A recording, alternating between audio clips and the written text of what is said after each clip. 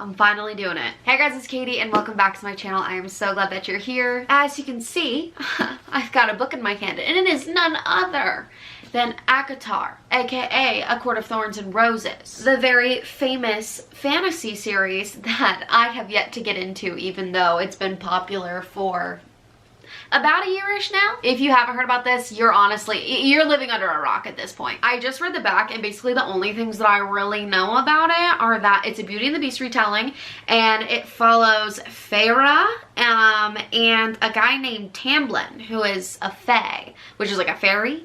So we'll see how that goes, and I know she gets like captured by him or something like that because she kills a wolf or something. That's literally just all in the back. So that's all I know about it. I'll be honest, the only other fantasy books that I've ever read are the Harry Potter series, and it's different because I feel like it's just more like young adult almost. Because I mean, literally like the first three were made in mind for children to read. Like they're literally like children's books. I feel like as you go more down the line though, it gets more like serious into like more like adulty things too. It just kind of depends on which book you're reading, to be honest, with that series. So this will be my first kind of like big kid fantasy, and I'm excited. Will I probably feel kind of stupid at points during the world building portions? Yes, but at least there's gonna be some romance to kind of ease me through it, and I think we'll be okay. I was kind of excited for this one because I was like, oh, it's only like 400 something pages. I think it's like 416, which if you look at the other ones, which are very thick besides the novella, is like technically short in comparison, but the words are, they're very small, so I am very nervous. Anyways, I'm gonna stop freaking myself out and actually just start reading it, because you never know until you try, right? I think we are gonna go ahead and read outside just because it's a very nice night, but I want to grab a snack first. Let's see if I can reach it though, because my dad always packs my snacks all the way at the back. Got it. This is actually my first time trying this. These are the popcorners. I've tried the popcorners, but I haven't tried the white cheddar flavor, so let's see if I like it. These are always so good. I love these.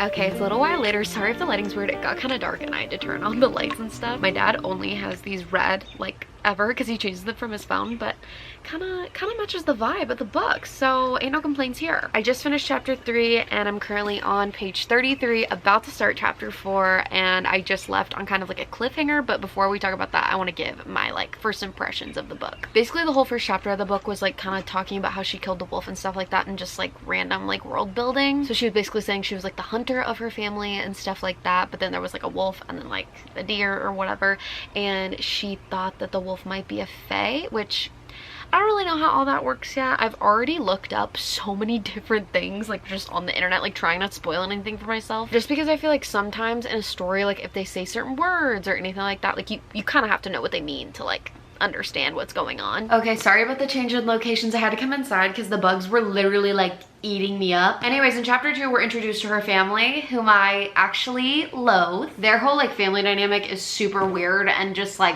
kind of messed up. I mean, whose isn't? But like, it's just gonna be very interesting to see like how that plays out through the rest of the book. I don't even know if her family is like in the rest of the book actually, because like I'm pretty sure she gets kidnapped, right? I am really liking the book so far, even though like I don't understand a lot of it. This is a spoiler-free reading vlog, so I'm probably not gonna say like what happens in each like chapter anymore, but I just thought it was interesting for like the first part of getting into it. But yeah, let's go ahead and keep on reading.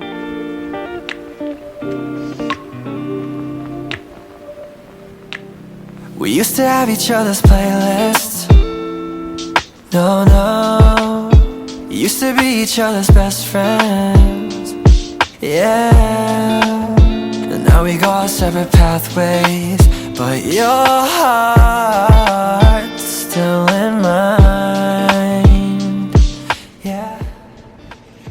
Wow. Okay, it's the next day. I read a little bit last night and then also some this morning. I am on page 95 and I'm about to start chapter 11. Also, as you can see, I have a pen in there because I started annotating and I've never like fully annotated a book before, just because I feel like most of the time I can't tell if I'm gonna like it and tell if it's worth annotating until I get to a certain point. But I think I'm just gonna scratch that bad habit and start annotating like every single book I read, because looking back through them or like giving them to a friend and having annotations in it is kind of like fun and like cool, because then it's like they're experiencing the book with you, how you were experiencing it for the first time. So after a little bit of reading this morning, I went back and like annotated just a few little things that stuck out to me in like the first 10 chapters. I think we last left off where she was going into Prithian, which is like the fairy world, and quite a lot has happened since then. We've definitely learned a lot more about like the fairy world and fairyland. It's definitely been like a lot of world building of Prithian, and also learned a lot about Tamlin and Lucian, who are kind of like living with her in the estate. We also figured out like 2 major plot points. I actually understand those a lot better than I thought I would, considering that this is a fantasy book, and I feel like a lot of the times like fantasy books are kind of hard to get into. But the way Sarah J Maas is like writing these, I feel super like into the whole world, and I also feel like I understand almost everything going on, just because it makes it feel like more fast-paced and like more is going on. And also I feel like at the end of almost every single chapter there's like a cliffhanger, so it like leads into the next chapter and like makes you want to read more, which I absolutely love. Like literally genius way that she's writing this right now. We haven't really found out anything new about Farah, but about Tamlin and Lucian, Tamlin's like really nice to her, and I don't know how I feel about that, to be honest. That's basically all I have for now. I'm really hoping to get to the middle of the book today, so let's go ahead and keep on reading.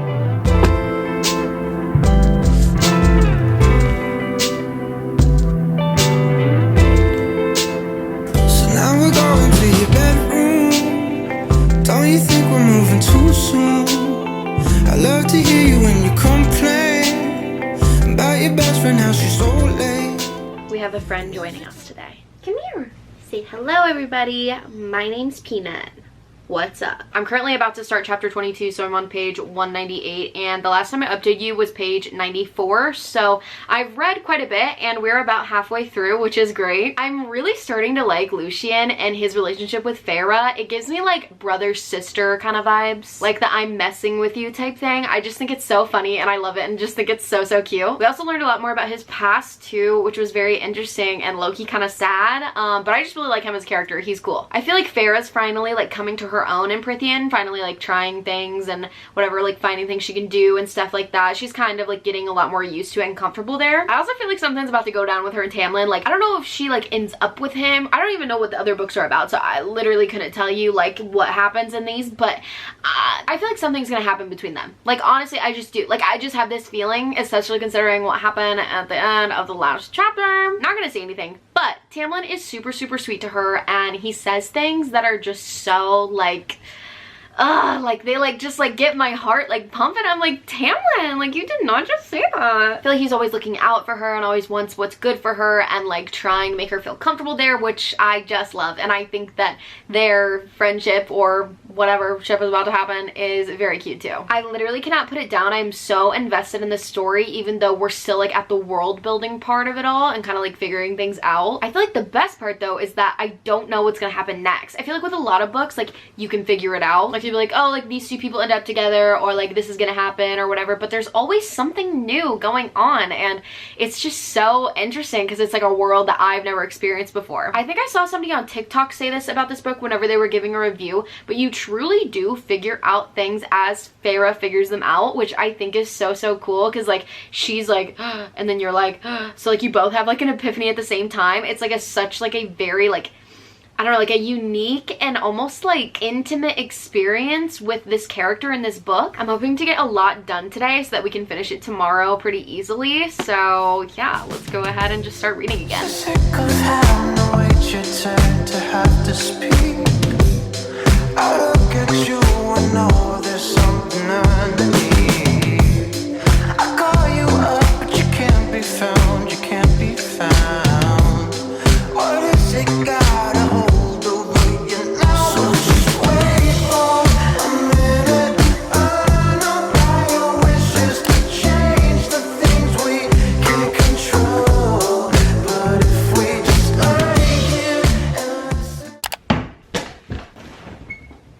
Hello everyone. I'm about to start chapter 33 and I am on page 290. There was basically just like a huge reveal that just happened because I read a lot last night and then a lot this morning. And don't worry, I talk about it in the spoiler section of the video. But everything's starting to like click and make sense now. And now there's just gonna be like this whole thing of trying to fix everything. And I am so excited to see where it's gonna go. This is where like the high stakes part of fantasy really kicks in because I do have like 120-ish pages left. I am gonna try and finish this tonight. As you can see, I've got some pajamas on. I'm just kind of chilling and nobody's home besides me, and I think that I could probably get through it. And I really want to finish it too because I want to get on to the second book. I don't know if it's gonna be what I read like next right after this, or if I'll take a break from the series and just read something else from my TBR because I do actually need to stick to my TBR this month. I'm really bad about that. I'm just loving this book so far. I'm trying to think of other things to say that I haven't already said, but the writing is amazing, the pacing is great, just everything is so great. And everybody keeps saying that like the second one's their favorite, just wait till the second one's so much better, like stuff like that.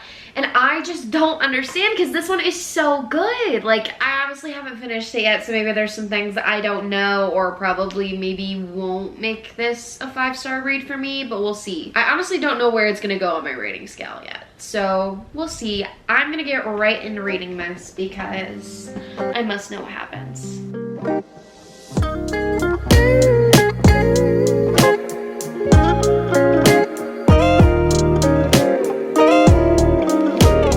Feels like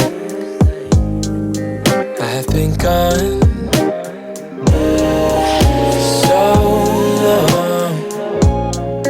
for so long.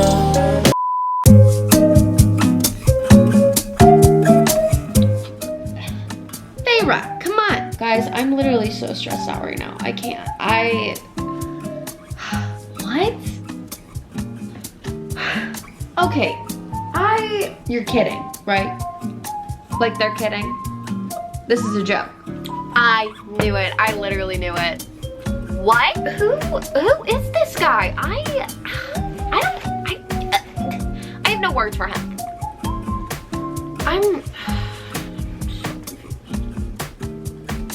I can't do it. I can't.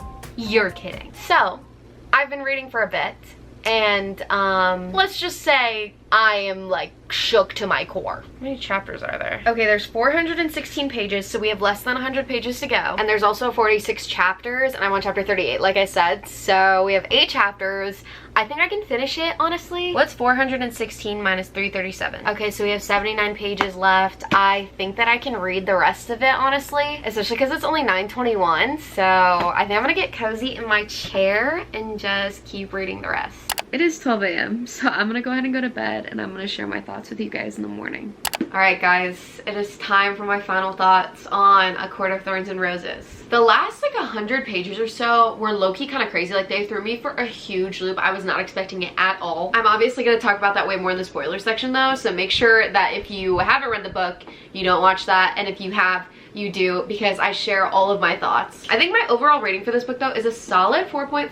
I really did enjoy it, and I genuinely cannot wait to read the rest of the series, especially book 2, because it's so hyped up. Not just the whole series is hyped up, but like book 2 specifically. Everybody says book 2 is the best, you have to read book 2, please read book 2, all that kind of stuff. So I'm very excited for that. I also feel like Sarah J Maas did a great job writing this book. It was super interesting, and also like everything that was happening in it, I never felt so confused or frustrated that I didn't know what was going on, and I ended up finding out everything at the end of book anyways, so I felt like I was kind of like okay, like I never felt dumb, which I was very scared about, but I'm glad I didn't. And I also really loved how I like never really knew what to expect because we were always finding things out at the same time that Feyre did, and that's another thing I mentioned earlier in the video, but it's true. I think that that's such like a nice unique situation to be in as a reader, and it helps you connect with the character more too. It's very cool. I really like it a lot. If you guys haven't read this series yet, which you probably have because I feel like I'm the last one to ever read this, definitely let me know though, because then we can kind of like buddy read them together. Follow my Goodreads too to see like which books I'm reading when and stuff like that, because I think that'd just be fun. We can share our thoughts and stuff like that with each other, and yeah. Also let me know if you want me to do a reading vlog on the rest of the series too. It'll all be spoiler version, so kind of like what you're gonna see at the end is gonna be like what those videos are gonna be more like, since it's like the 2nd, 3rd, 4th, 5th books in a series. I can't really not do a non-spoiler version, because if I don't, I really won't be able to tell you like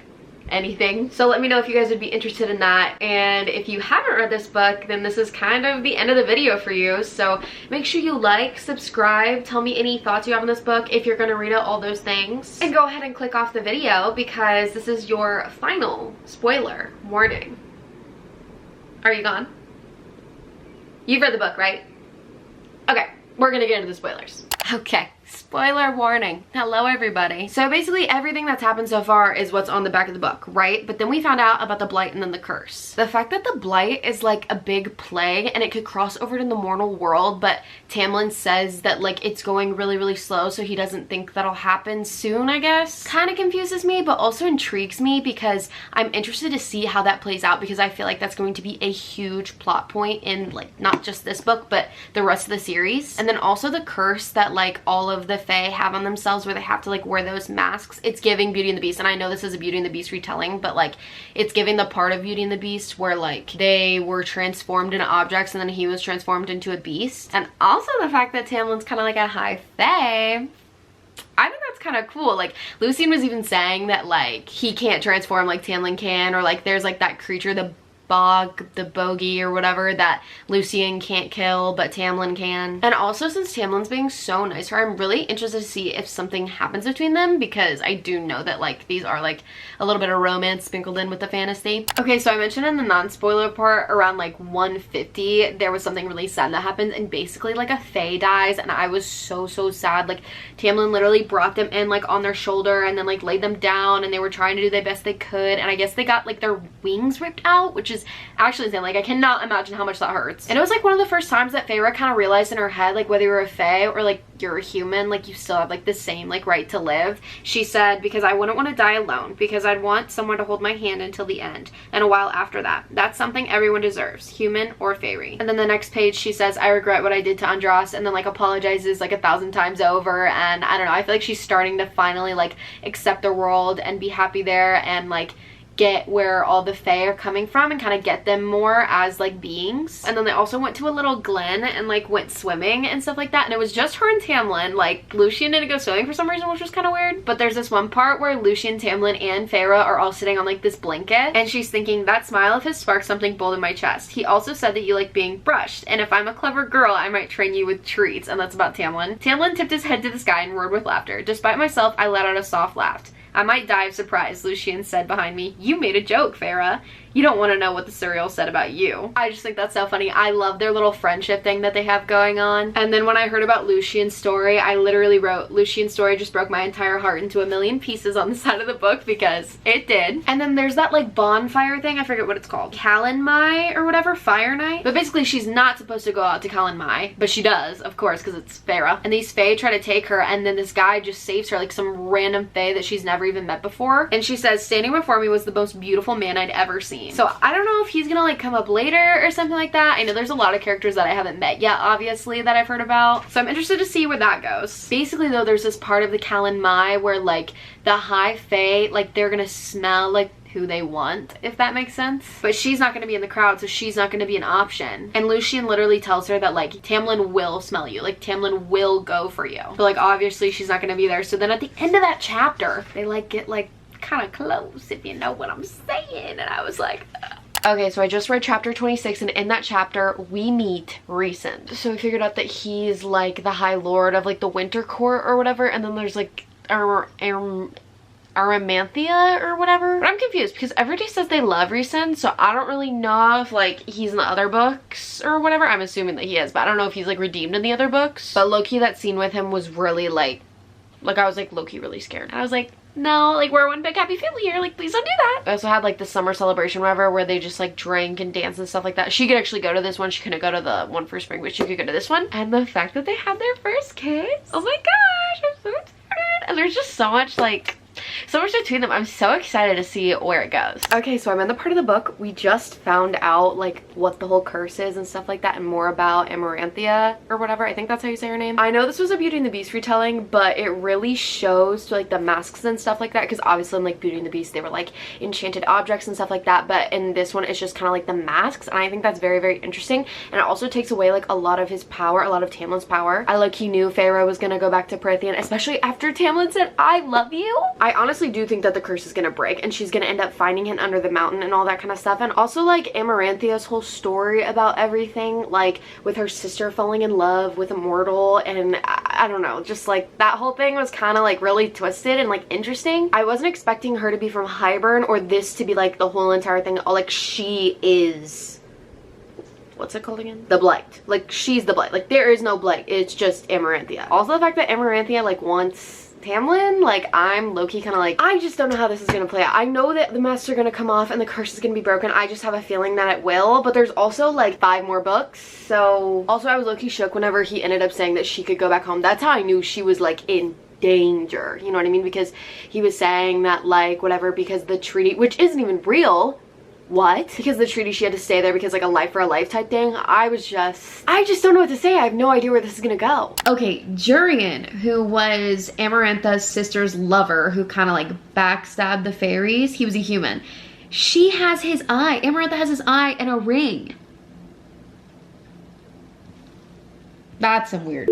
Tamlin keeps saying though that like he doesn't know who she is. He's never seen her in her life. Like she's been like glamored or whatever. He even blamed it on Ryzan, which was actually kind of funny. But I have no idea where this is gonna go because I feel like everybody's just kind of like, Tamlin, like, come on, the jig is up, buddy. Like we know you're trying to save your girl. Okay, our homegirl Feyre, she slays again. She did it again. She defeated the big worm thing. So that was the first task, right? It reminds me a lot of Chamber of Secrets with the basilisk and Harry Potter, not gonna lie. The fact that she was covered in like mud and feces, that's disgusting. Other than that, again, like I said, she slayed. She did incredible. Could I have done that in that situation? Absolutely not. I would have probably died in 5 seconds. A bunch of people betted on this actually though, and there was one person who betted for her to win and everybody else was like, she's gonna die in 1 minute, she's gonna die in 5 minutes or whatever. And I think it was Ryzan who betted for her. So let's see. Okay, so now Ryzan's trying to make this deal with her. Like he's trying to help her out. Like he's like, hey, like let me heal your arm, girl, because like you about to die, like you kind of need me. And then she was like, no, like what do you want? Like what do you want in return? Like you're not just gonna heal my arm. He was like, oh, like just like come live with me for like 2 weeks of my choosing after this. Who is this guy? I have no words for him. It's not just for 2 weeks. Like it's 2 weeks every month. Not Feyre dying and Ryzan being the only one to help her. This is messed up. I don't like this. She made the deal, but now it's just a week.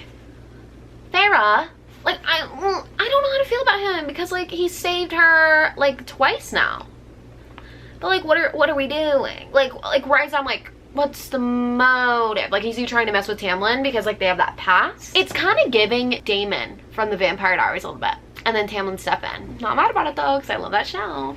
Right now, I'm very curious about Ryzan and Tamlin's relationship, kind of like before all this Feyre stuff happened. Because I know there's stuff that went down, but they just haven't really like talked about it. Obviously, they said they haven't seen each other in like 5 years or something like that. I could be wrong, but they haven't seen each other in a while. I don't know. I just want to know more about the relationship because I feel like Ryzan's trying to do everything to get under Tamlin's skin and to like bother him and stuff like that. And I don't know, I'm just so curious. So Ryzan just helped her win the second task because obviously she can't read. I'm really interested to see where their storyline goes in the next few books, honestly. That's all I basically wanted to say because the way he talks to her and stuff, again, Damon Salvatore has it written all over it. I'm just so interested to see if she ends up with him or not.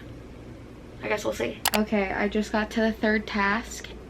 Where she has to kill 3 like innocent fairies, and whenever they said that it was like 2 boys and 1 girl, I thought it was gonna be Elise and like her 2 boys. I'm so glad that it's not though, because that was literally gonna be awful. But this is low-key genius. Like she even says it here, Feyre does. Amarantha was grinning with wild triumphant glee. Kill a fairy, fall in love with a fairy, then be forced to kill a fairy to keep that love. It was brilliant and cruel and she knew it. Update.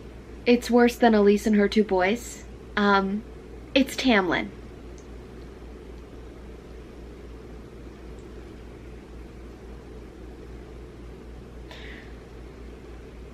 Is Sarah J. Maas trying to kill me in the process of reading this? I can't. Alright, it is now time for my final review, my spoiler review, all of those things. I am so excited to share my thoughts. So we kind of left off on the third task, and basically with the third task, as you guys know because you've read the book, basically she had to kill 3 fae in order to break the curse and let everybody go back home to the Supreme Court, and she killed the first 2 and she felt so remorseful, and even like towards the end, like way after this, she kept saying that like she felt this like pit in her stomach. She feels so guilty about it. She cannot believe that she did it. But back to the moment at hand, the third fae is in fact Tamlin. I know, right? I was literally so shook. I was like, hold up, like what? Like it's Tamlin? Of course she'd be like letting everybody free, letting the curse go, all of that kind of stuff, but she'd literally be killing like Tamlin, like her true love, you know? And then she like remembers what Elise said, and she's like, oh my gosh, like listen or whatever, and then she was like, oh, Tamlin has a heart of stone. And I'm like that was mentioned like 3 times, and it's also just like a classic subtle saying. So I was kind of confused about that. I'm not really sure if I liked that, in all honesty, because it was mentioned so briefly that like none of the readers were gonna ever be able to catch on to that. So how could Feyre, you know what I mean? It just doesn't really make sense. It's cool that we didn't know where it was going and didn't know how it was gonna end, but it should have at least been like like no way type of thing, like I knew it or something like that. And then like you go back into the book and like you find it, but I feel like they only mentioned it like 2 or 3 times, and I feel like that wasn't enough. I don't know, my thoughts are kind of like everywhere on that at the moment. And then of course Amarantha ended up killing her, which I don't know. I don't know how I feel about that either, but I knew that if Amarantha was gonna kill her, I knew she'd still like be alive or something like that, like come back to life, because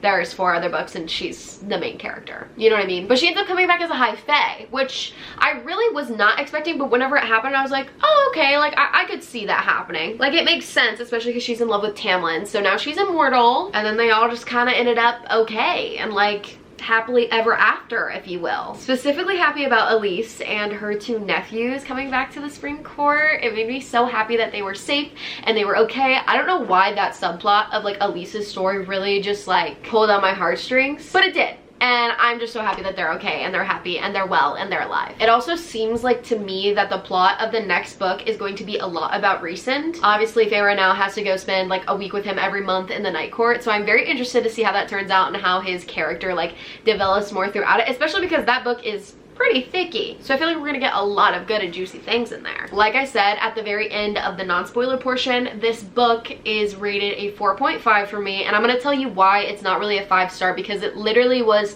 so close. Why did Tamlin not do anything for Feyre? Like, of course he made that pact or that like deal with Lucien or whatever, like you have to protect her with everything you can, bro. But like he truly did nothing. Like I get that he was probably like, well, if I show feelings for her, then like maybe Amarantha will like kill her, like will kill her, or like will kill her sooner or something like that, make things harder on her or something. But I don't know, like he just literally didn't do anything. He didn't even talk to her. Like that one scene where like he like touched her and then like they like went to that room together and then like did whatever, like they didn't even talk. Like he was even like, oh my god, like I'm so glad you're okay. Like all he said was, I love you.